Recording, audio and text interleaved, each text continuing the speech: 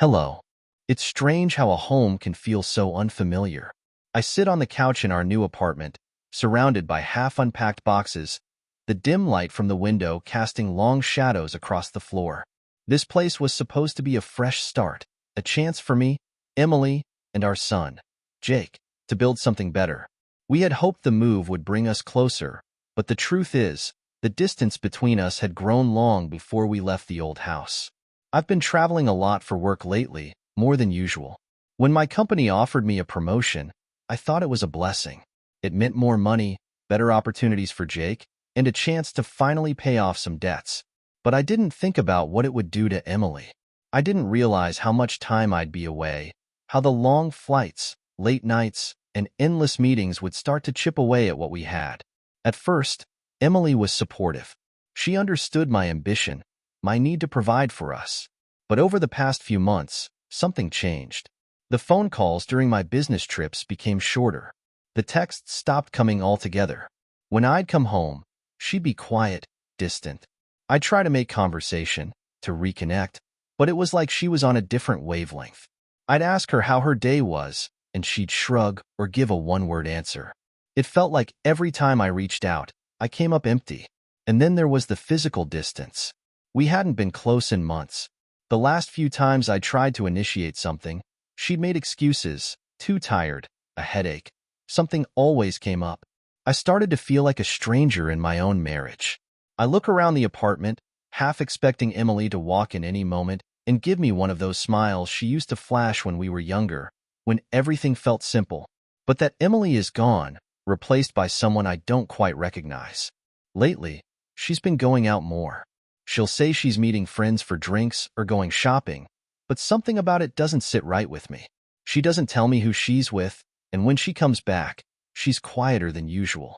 I've tried not to pry, not to seem like the overbearing husband, but deep down, I know something's wrong. Jake's been the only thing keeping me grounded. He's 7 now, and the move's been tough on him. He had friends back at our old place, and even though this new apartment is nicer, with a better school district, I can tell he's struggling. Emily's been distant with him too, but I try to pick up the slack.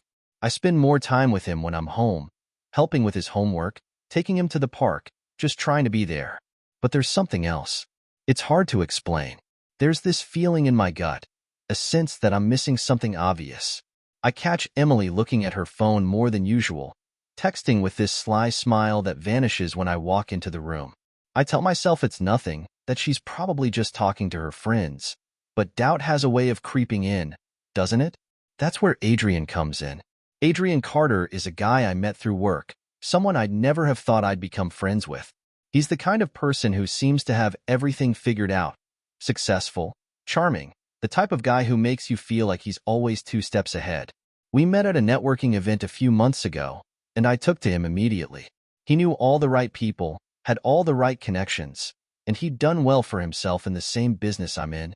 It wasn't long before we started grabbing drinks after work whenever I was in town. I'll admit it, I looked up to Adrian. He had this confidence about him that I admired. He'd give me advice on how to navigate my job, how to handle certain clients, and I listened. It felt good to have someone like that in my corner, especially when things at home were falling apart. I started confiding in him about Emily, telling him how distant she'd become, how I wasn't sure what was going on. He listened, nodding thoughtfully, offering advice that seemed reasonable enough. Just give her space, man. Women go through phases, you know? She'll come around. But she didn't. In fact, the more space I gave her, the further she seemed to drift. I started coming home from my trips feeling like a guest in my own house. Emily would barely look at me, and our conversations turned into awkward exchanges about Jake's school or what bills needed to be paid. It was as if the love we'd built our marriage on had disappeared, and all that was left was the shell of a life we once had. I told Adrian more than I should have. I told him about the nights when I'd lie awake next to her, wondering if there was someone else. He laughed it off, reassuring me that it was probably nothing. "You're just stressed from work," he said. "You guys will get through it." But I wasn't so sure. And then there was that one night, after one of those long business trips, when I got home a day early. I was exhausted, ready to surprise Emily and spend some time with Jake. I opened the door quietly, hoping to catch her off guard, maybe with a glass of wine in hand and some music playing like she used to do. But the house was silent, and she wasn't there. I stood there for a moment, listening to the silence in the apartment. It felt heavy, oppressive. The kind of silence that wraps around you and squeezes, making it hard to breathe. I glanced at the time, 7:30 p.m. Jake should have been home by now, but I remembered he was at a sleepover at his friend Ethan's. Emily hadn't mentioned going out, at least not to me. I wandered through the empty apartment, calling her name out of habit even though I knew there wouldn't be a response. After a few minutes of pacing, I sat down on the couch, trying to convince myself that there was a logical explanation. Maybe she had gone out to grab something, or maybe she was just out with friends like she said she'd been doing lately. But the truth gnawed at me. She wasn't out with friends. I knew that much, deep down. The doubt had been festering for weeks, but I hadn't allowed myself to really look at it until now. I texted her, "Where are you?" "Home early." No reply. 10 minutes passed, then 20. I texted again. "Everything okay?" Still nothing. My fingers hovered over the screen, tempted to call, but I stopped myself. Calling would seem too desperate, too controlling. I didn't want to be that guy. I didn't want to admit to myself that I was afraid. An hour later, just as I was about to get up and pour myself a drink to calm my nerves, I heard the soft click of the front door. Emily walked in, her head down as she fiddled with her keys. She didn't notice me at first, and for a split second, I studied her, trying to figure out if anything was different about her. Her hair was slightly tousled, her cheeks flushed, but it wasn't the way you look after a night out with friends. There was a tension in her body, something that made my stomach twist. When she looked up and saw me sitting there, her eyes widened, surprise flickering across her face. "Oh, you're home early," she said, her voice too casual, too controlled. She gave me a small smile, but it didn't reach her eyes. "I wasn't expecting you until tomorrow." "I caught an earlier flight," I said, my eyes not leaving hers. "Where were you?" She hesitated for just a fraction of a second, but it was long enough for me to catch. "Just out with some friends," she replied, walking past me toward the kitchen. "It was a last-minute thing. I thought you wouldn't mind." There it was again, that distance, that feeling of being shut out of her life. I stood up, following her into the kitchen. "Emily, we need to talk." She didn't turn around. Instead, she busied herself with pouring a glass of water, her back to me. "About what?" "About us," I said, my voice firmer than I intended. "You've been distant for a while now. I'm trying to understand what's going on." She sighed, setting the glass down and finally turning to face me. "I don't know, Michael. It's just, I've been feeling off lately. It's nothing. I just need some space." Space. The word stung. "I've been giving you space, haven't I? I'm barely here as it is. Is that what you want?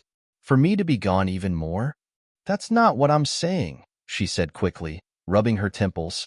"It's just, work's been stressful, and Jake's been a handful. It's a lot. I didn't mean to make you feel like I was pushing you away." Her explanation felt rehearsed, like she had been preparing it for a while. Maybe it was just my paranoia, but I couldn't shake the feeling that something more was happening. I wanted to press her, to demand the truth, but I held back. Instead, I nodded slowly, swallowing my frustration. "All right, we'll talk more later." She seemed relieved when I dropped it, her shoulders relaxing slightly. "I'm going to shower," she said softly, her voice trailing off as she disappeared down the hallway, leaving me alone again. I stood there for a long time, staring at the spot where she had been. The more I thought about it, the more my mind began to wander down paths I didn't want to go. The late nights, the secretive texts, the sudden distance, it all pointed to one thing. But I wasn't ready to confront it. Not yet. The next day, I met Adrian for drinks after work. It had become a regular thing for us, catching up at a bar near the office whenever I was in town. Adrian always seemed to have his life together, and in some strange way, I found myself drawn to that. He never seemed worried about anything. His business was booming, his personal life was private but enviable, and he had a confidence I wished I could borrow. "You look like hell," Adrian said, raising his glass in a toast. "What's going on?" I forced a smile, taking a sip of my drink. "Just tired." Long trip. Things at home have been tense. Ah, marriage stuff, huh? He smirked, shaking his head. It happens to all of us, man. You'll get through it. I glanced at him, wondering if he had any idea how bad things had gotten between me and Emily. Yeah, I hope so. Adrian leaned back, his eyes scanning the bar casually. You know what you need? A weekend away. Just you and Emily. Get out of town, away from work and all the distractions. Rekindle that spark. I wanted to believe him. I wanted to think that maybe a weekend away could fix what was broken, that maybe Emily just needed time. But the more I thought about it, the more I realized that this wasn't something a quick trip could solve. I'll think about it, I said, though I wasn't sure if I meant it. As the night wore on, I found myself watching Adrian closely. He was so at ease, so sure of himself. I envied him. For the first time, a strange thought crossed my mind. How well did he know Emily? He'd met her a few times at events, and they seemed to get along well. Too well? No, I was being paranoid. Adrian was my friend. There was no reason to suspect anything. But doubt has a way of planting seeds. And once it's there, it starts to grow. That night, I barely slept. My mind kept circling back to Emily, to the way she had looked at me when I asked where she'd been. It was subtle, but there was something off in her eyes, a flicker of hesitation that I couldn't shake. I lay in bed, staring at the ceiling, Emily sleeping soundly beside me. My thoughts spiraled into the worst possible conclusions. Was she seeing someone else? Was there something she wasn't telling me? By the time the sun rose, I'd convinced myself that I had to stop doubting her, that I was being irrational. But as soon as I got up and saw her scrolling through her phone at the kitchen table, that creeping feeling returned. She was wearing that same distracted smile, her fingers moving quickly over the screen. When I walked in, she locked the phone and set it down, offering me a tight-lipped smile. "Morning," she said, standing up to pour coffee. "You're up early." "Yeah," I mumbled, grabbing a cup. "Didn't sleep much." She gave a quick glance but didn't press, and that stung a bit. I wanted her to care, to ask why I'd been restless all night, but she just turned her attention to the coffee pot, as if the conversation was already over. I sat down, trying to shake the unease. "You doing anything today?" I asked. She shrugged. "I thought I'd run some errands, maybe meet up with Rachel later." "Rachel again?" I asked, trying to keep my voice neutral. Emily shot me a sharp look. "What's that supposed to mean?" I hesitated. This wasn't how I wanted to start the morning, but I couldn't hold back. "I just feel like you've been spending a lot of time with her lately. I don't even know what you two do when you're out." She turned around, crossing her arms, a defensive edge to her voice. "It's not like I'm doing anything wrong, Michael. I'm just trying to have a life. You're away most of the time, so I don't see what the problem is if I want to spend time with friends." I bit my tongue. What could I say? She wasn't wrong. I had been away a lot, but it didn't explain the way things had changed between us, the way she'd started shutting me out. My chest tightened with frustration, but I didn't push it any further. There was no point in having another argument that went nowhere. "All right," I said quietly. "I just wanted to check." She sighed, rubbing her temples. "Look, I know things haven't been great between us. I'm trying, Michael. I really am. But you've been distant too. You come home exhausted from work, and it feels like we're just going through the motions." I wanted to tell her that I was exhausted because I was working so hard for us, for our future. But her words stung in a way I hadn't expected. Maybe she was right. Maybe we both had checked out without realizing it. "I'm sorry," I said, surprising myself. "I know I haven't been around as much as I should. I'll try to make more time for you and Jake." She softened, her shoulders relaxing. "Thanks, Michael. I appreciate that." She kissed me lightly on the cheek, but it felt more like a formality than affection. The conversation lingered with me throughout the day. I couldn't shake the feeling that something was still wrong. My gut told me there was more to Emily's story than she was letting on. It wasn't just about me being away too much. There was something she wasn't telling me. But without any real evidence, what could I do? That afternoon, I got a call from Adrian. I hadn't heard from him since our drinks the night before, and honestly, I wasn't expecting to hear from him so soon. "Mike, buddy," he said, his voice smooth as always. "You got a minute?" I've got something big in the works and wanted to run it by you. I leaned back in my chair. Sure, what's up? I've been working on a new investment deal, he explained. It's high risk, but the payout could be huge. I'm putting together a small group of investors, and I thought of you. Investment? I frowned. What kind of investment? It's in real estate, Adrian said, his tone easy. I can't go into all the details over the phone, but trust me, it's solid.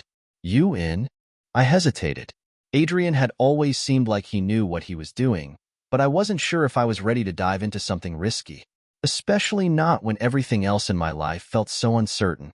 But then again, this could be the break I needed. With all the tension at home, maybe a big financial win would help smooth things over with Emily. I'll think about it, I said carefully. I'm not sure if I'm ready to commit right now, but I'll let you know. Fair enough, he replied.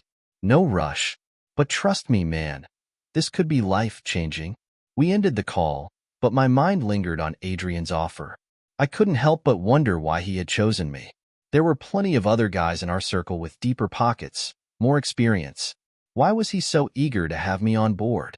A part of me couldn't help but feel flattered, like I was being brought into an exclusive club. But there was another part of me, one I tried to ignore, that felt uneasy about the whole thing. That evening, Emily left for her errands, just as she said she would. But there was something about the way she rushed out the door that set me on edge. She hadn't even said goodbye to Jake, which wasn't like her. I stood in the hallway, staring at the door long after she left, wondering where the hell she was really going. I couldn't sit around and pretend like nothing was wrong anymore. My mind raced with questions, and I knew I had to get to the bottom of it. Maybe I was being paranoid, but I needed to know if something more was going on. I checked the clock, 7 p.m. It was still early. Jake was at his friend's house for a sleepover again, so I had the place to myself. Without thinking too much about it, I grabbed my jacket and car keys. If Emily wasn't going to be honest with me, then I was going to find out for myself. I wasn't proud of it, following my wife. It felt wrong, sneaky, beneath me. But the nagging feeling in my gut had become too much to ignore. Maybe I was paranoid. Maybe this would prove me wrong, and I'd have to deal with the fact that the problem was just me. But I couldn't sit in that apartment and wait for the truth to reveal itself. I got into the car, gripping the wheel, and sat there for a minute, debating whether to actually go through with it. This wasn't who I was. I'd always trusted Emily. We had been through so much together. 10 years of marriage, raising Jake, moving to a new city for my job. But the Emily I had married wasn't the Emily walking out of the house lately. This version of her was distant, closed off, and secretive in ways I had never seen before. It was driving me insane. I pulled out of the driveway and followed the route I thought she'd take, a route she always mentioned when running errands. I had no idea where she was really going, but I had to start somewhere. My hands tightened on the wheel as I drove through the familiar streets, my heart pounding with every turn. 15 minutes later, I spotted her car parked in front of a coffee shop. I exhaled, feeling slightly relieved. Maybe she was just meeting up with Rachel, her friend from work. Maybe this was all in my head. But something kept me parked there, watching. My instincts wouldn't let me leave. I needed to see who she was really meeting. A few minutes passed, and then I saw him. Adrian. He walked up to the shop, dressed casually, but still carrying that air of confidence. My stomach dropped. This wasn't a friendly coincidence. It wasn't a business meeting. It was them. Emily stood up from her seat inside the cafe, smiling as she greeted him. They hugged, longer than friends should. And then they sat down, close, too close for comfort. I clenched the steering wheel so hard my knuckles went white. Adrian, the guy I had considered a friend, the guy I'd confided in, was sitting across from my wife like they shared a secret only they were in on. It was a punch to the gut, one that took my breath away. For a moment, I couldn't move, couldn't think. The rage that followed came in waves.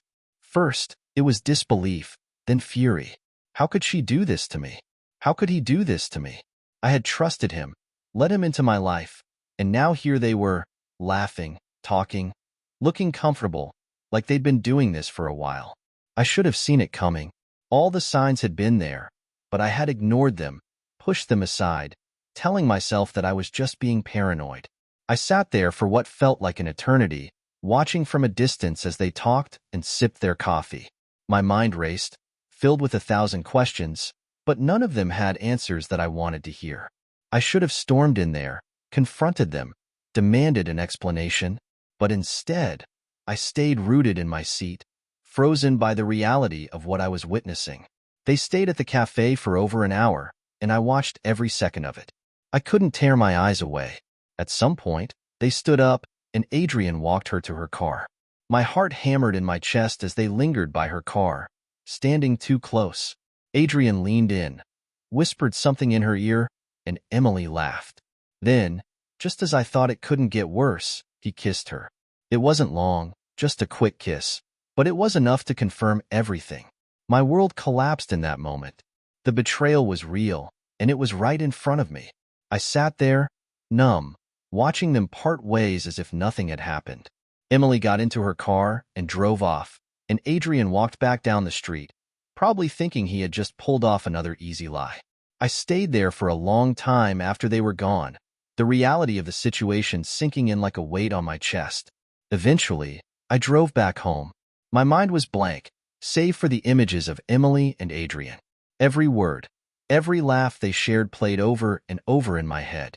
I wanted to scream, punch something, but I couldn't. Instead, I sat in the darkness of our driveway, staring at the house we had built together, the life that had just shattered. When I finally went inside, it was late. The apartment was dark, and the silence felt even heavier than it had before. I hadn't texted Emily, hadn't confronted her. I wasn't ready. I didn't know how to process what I'd seen. Part of me wanted to pretend it didn't happen, to go back to the way things were. But I knew that was impossible. I sat on the couch in the dark, staring at nothing, when my phone buzzed in my pocket. For a second, I thought it might be Emily, maybe texting to explain where she had been. But it wasn't her. It was Adrian. Adrian, you give any more thought to the investment deal? I stared at the message, my blood boiling. How could he be so casual? How could he talk to me like nothing had happened? Like he hadn't just kissed my wife? I didn't respond. I couldn't. Instead, I tossed my phone onto the coffee table and buried my face in my hands. How had I let it get to this point? How had I been so blind? I didn't sleep that night. I couldn't.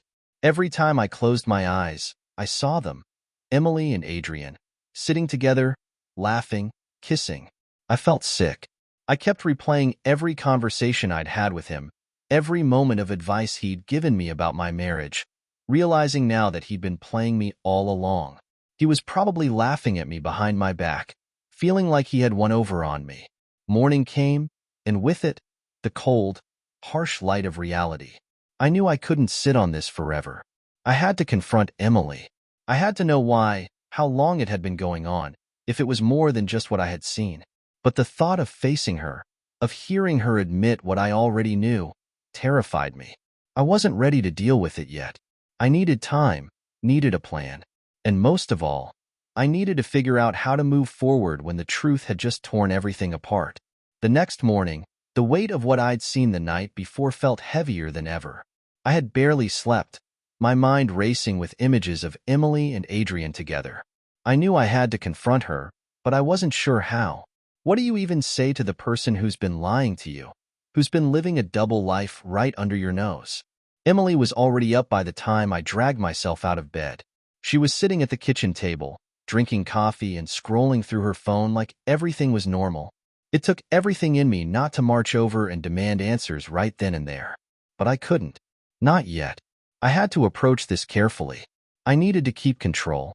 "Morning," she said without looking up, the same casual tone that used to feel familiar but now grated against me. How could she sit there so calmly, as if nothing had changed, as if she hadn't spent the evening with another man? "Morning," I mumbled back, pouring myself a cup of coffee. My hands were trembling, and I had to focus hard to keep my voice steady. I sat down across from her, staring into the cup, unsure of where to begin. Emily glanced up, sensing something was off. "You all right? You seem, I don't know, tense."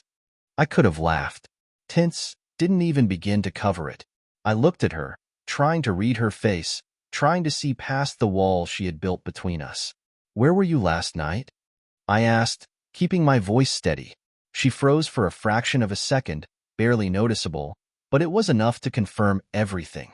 Her eyes darted to the side, her mouth twitching as she quickly composed herself. I told you, I was out with Rachel. Right? I said slowly. Rachel. Her voice sharpened, defensive now. Yeah, I don't see why you're asking. I set my cup down and leaned back in the chair, crossing my arms. Because I know, Emily. I know you weren't with Rachel.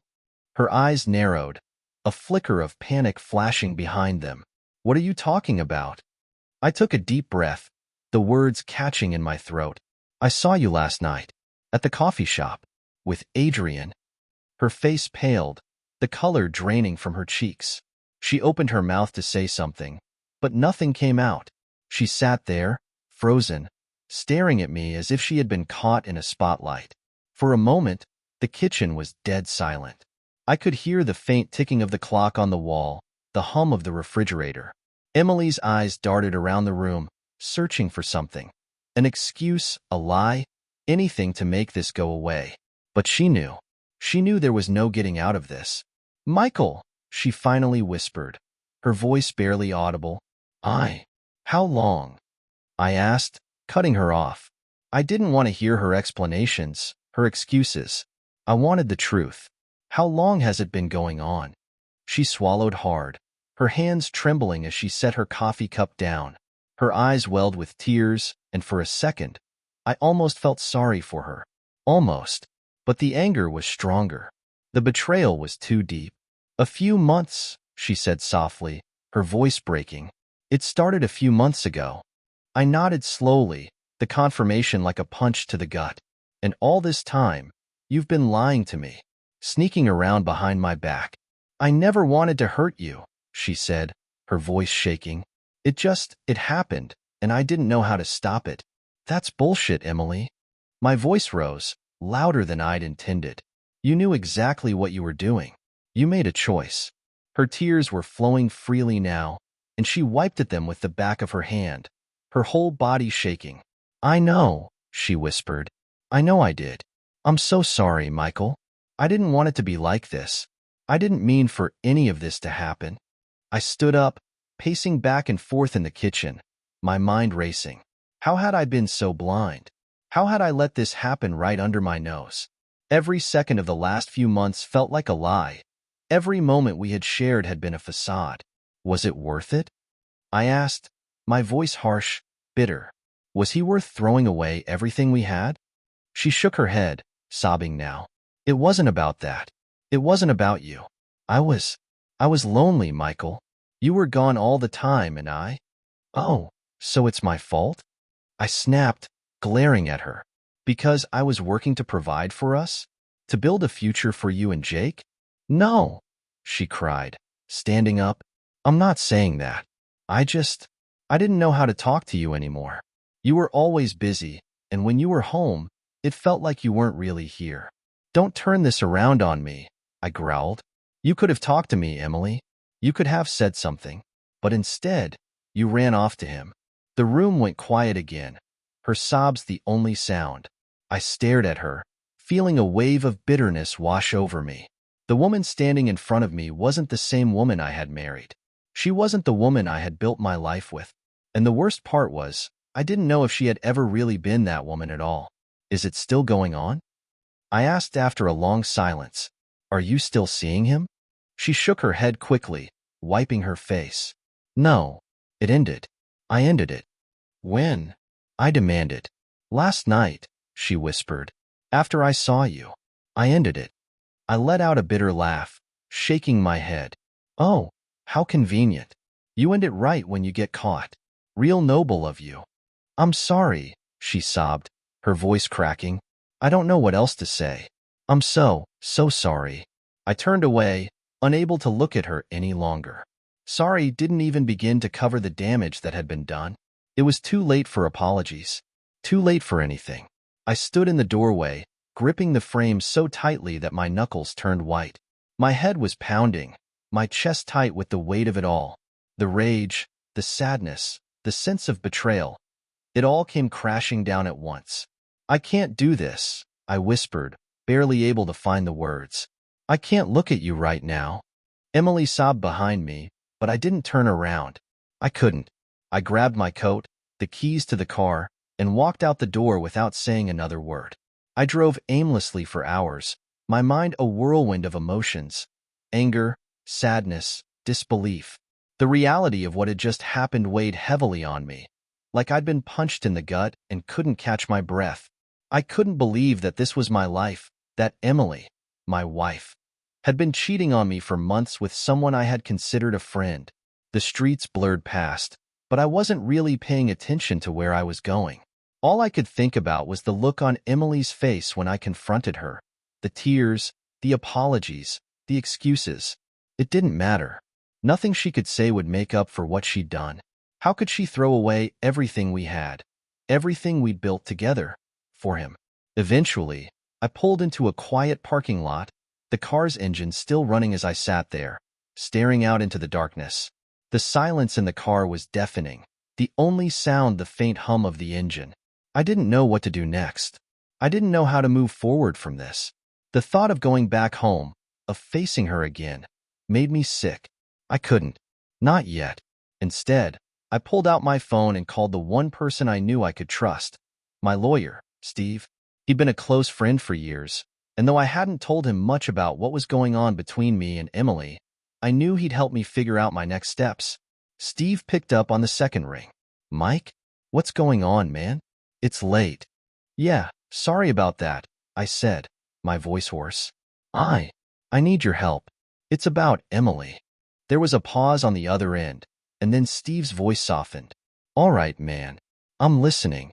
I took a deep breath, trying to steady myself. She's been cheating on me. For months. I just found out tonight. Steve let out a low whistle. Shit, Mike. I'm sorry. What do you want to do about it? I don't know, I admitted. I need to figure out what my options are. I need to protect myself, protect Jake. I don't know if I can. I don't think I can stay in this marriage. Steve didn't hesitate. All right, here's what you need to do. First things first, don't go home tonight. Stay somewhere else. Clear your head.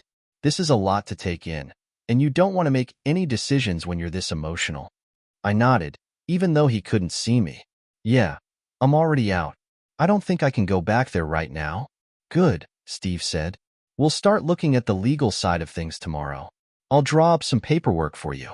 If you're serious about ending it, we need to think about the financials, custody arrangements for Jake, and how to make sure you come out of this in the best possible position. Hearing Steve talk about it so matter-of-factly made it feel more real, more final.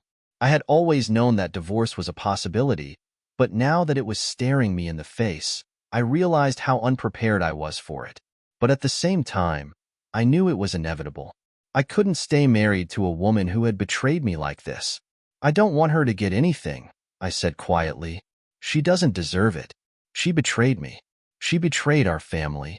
Steve's voice was calm but firm. I hear you, Mike. We'll do everything we can to make sure you're protected. But we have to be smart about this. Let me handle the legal side, and we'll make sure you're taken care of. We talked for a little while longer, and by the time we hung up, I felt a small sense of relief. At least I had a plan, a way to start taking control of the situation. But that didn't change the fact that my world had just been turned upside down. I ended up staying at a motel for the night, the kind of place that you only go to when you don't want anyone to know where you are. The room was dingy, the bed uncomfortable, but it didn't matter. I wasn't going to sleep anyway. I spent most of the night staring at the ceiling, my mind racing with thoughts of Emily, of Jake, of what the future would look like now that everything was falling apart. The next morning, I headed straight to Steve's office. I didn't go home, didn't call Emily. I wasn't ready for that yet. Steve laid out everything for me. What a divorce would look like. How we could leverage the fact that she had been unfaithful to ensure that I kept the house and got full custody of Jake. It was a lot to process, but I trusted Steve. He had my back. As we talked, a new determination settled over me. I wasn't going to let this destroy me. I wasn't going to let Emily take everything I had worked for. If she wanted to throw away our marriage for Adrian, fine. But I wasn't going to let her walk away unscathed. Steve drafted the paperwork, and by the end of the day, We were ready to move forward. I felt a strange sense of calm as I signed the documents, knowing that this was the first step in taking my life back. When I finally returned home that evening, Emily was waiting for me. She looked like she hadn't slept, her eyes red and puffy from crying. She stood up as soon as I walked in the door, her hands trembling at her sides. "Michael, please," she began, her voice thick with desperation. "We can talk about this. We can fix it. I know I made a mistake, but—" I held up a hand, cutting her off. "There's nothing to talk about, Emily. It's over." Her face crumpled, tears spilling down her cheeks. "Please, don't say that. We can go to therapy. We can work through this." "No," I said firmly. "You made your choice, and now I'm making mine. I want a divorce." Emily collapsed onto the couch, sobbing into her hands. I stood there, watching her, feeling strangely detached from it all. I had been angry, heartbroken, devastated. But now, I just felt done. There was no going back. She had destroyed everything we had, and there was no repairing it. "I'll send you the paperwork," I said quietly. "You'll hear from my lawyer soon." And with that, I turned and walked away, leaving her sobbing on the couch. I didn't feel victorious. I didn't feel relieved. I just felt empty. The days that followed were a blur of legal meetings and difficult conversations. Emily tried to fight at first, but once she realized how much I knew, once I showed her the evidence of her affair with Adrian, she backed down. The divorce moved quickly. I got the house, full custody of Jake, and Emily was left with nothing but her own regret. As for Adrian, he disappeared. After Emily ended things, he vanished from our lives as quickly as he had entered them. No more investment offers, no more friendly drinks after work. It was like he had never existed. In the end, I got what I wanted. I was free of Emily, free of the lies, free of the betrayal, but the victory felt hollow. I had lost something that I couldn't get back, something I hadn't even realized was so important to me until it was gone. Trust. And now, all that was left was the wreckage. Bye.